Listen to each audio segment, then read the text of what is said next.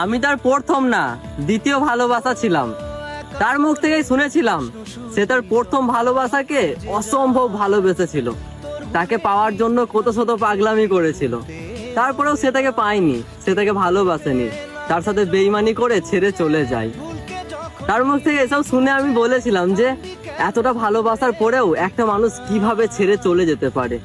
তার প্রাক্তনের প্রতি এত ভালোবাসা দেখে সেদিনই আমি তার প্রেমে পড়ে গেছিলাম, আমি তাকে ভালোবেসে ফেলেছিলাম। আর ভেবেছিলাম যে যে তাকে ভালোবাসেনি তাকে যদি সে এতটা ভালোবাসতে পারে, তাহলে যে তাকে ভালোবাসবে তাকে সে কতটা ভালোবাসতে পারে। তবে আমি ভুল ছিলাম। আসলে কোনো মানুষ কোনো কিছু যদি খুব সহজে পেয়ে যায়, তাহলে তার মূল্য দিতে জানে না। আমি হচ্ছি তার জলজ্যান্ত প্রমাণ।